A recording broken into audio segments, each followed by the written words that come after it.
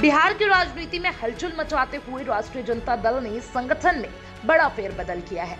Party ने अपने अनुभव और लंबे समय से जुड़े रहे नेता जगदानंद सिंह को प्रदेश अध्यक्ष पद से हटाकर मंगनी लाल मंडल को यह जिम्मेदारी सौंप दी है। गुरुवार को पटना में हुई आरजेडी की राज्य परिषद की बैठक में मंगनी लाल मंडल को औपचारिक रूप से प्रदेश अध्यक्ष की कमान सौंप दी गई। इस फैसले के साथ ही बिहार में विधानसभा चुनाव की तैयारी को लेकर आरजेडी ने कमर कस ली है। मंगनी लाल मंडल की नियुक्ति को आरजेडी की रणनीति के तौर पर देखा जा रहा है।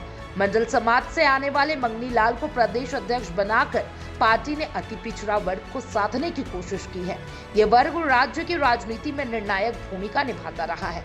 लालू यादव ने बैठक में कहा कि अब इंतजार करने का समय नहीं है। जो नेता गरीबों के लिए दिन रात मेहनत करेगा वही पार्टी का चेहरा बनेगा। जगदानंद सिंह की जगह मंगनी लाल मंडल की नियुक्ति के बाद राजनीतिक गलियारों में यह चर्चा तेज हो गई है कि अब सिंह का आरजेडी में क्या भविष्य होगा। तेजस्वी यादव ने बैठक में साफ तौर पे मांग की है कि जगदानंद को राष्ट्र स्तर की भूमिका दी जाए। लालू यादव ने भी इस पर सहमति जताते हुए कहा कि सिंह ने पार्टी के लिए बहुत काम किया है और उनका अनुभव अमूल्य है। राजनीतिक विशेषज्ञों का मानना है कि पार्टी उन्हें जल्द ही आरजेडी की राष्ट्रीय राजनीति में बड़ी जिम्मेदारी सौंप सकती है। अगर उन्हें आरजेडी का राष्ट्रीय अध्यक्ष बनाया जाता है तो ये कदम न केवल पार्टी में नई ऊर्जा भरेगा बल्कि ये संदेश भी देगा कि आरजेडी के वरिष्ठ नेताओं को नजरअंदाज नहीं किया जाता। आरजेडी पर अक्सर परिवारवाद के आरोप लगते आते रहे हैं, लेकिन मंगनी लाल मंडल जैसे नेता को प्रदेश अध्यक्ष बनाना और जगदानंद सिंह को राष्ट्रीय जिम्मेदारी देने की तैयारी इस छवि को बदलने की कोशिश के रूप में देखी जा रही है।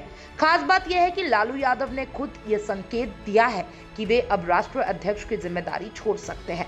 28 वर्षों तक इस पद पर रहने के लिए उन्होंने कार्यकर्ताओं को इसके लिए धन्यवाद दिया।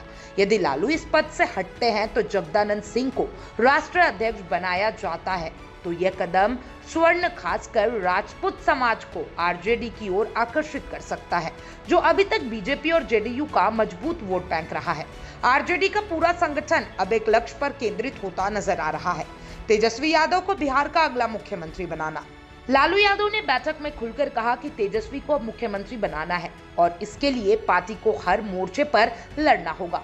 उन्होंने कार्यकर्ताओं से अपील की है कि वे फील्ड में उतरे, जनता से जुड़े और पार्टी के मिशन को मजबूत करें। तेजस्वी यादव भी अब पूरे तरीके से एक्टिव मोड में है। वे गठबंधन की राजनीति को और मजबूत करने की दिशा में लगातार प्रयासरत है। सामाजिक समीकरणों को साधने, युवाओं और महिलाओं को जोड़ना और गरीबों के हितों को प्रमुखता देने की रणनीति के तहत पार्टी आगे बढ़ रही है।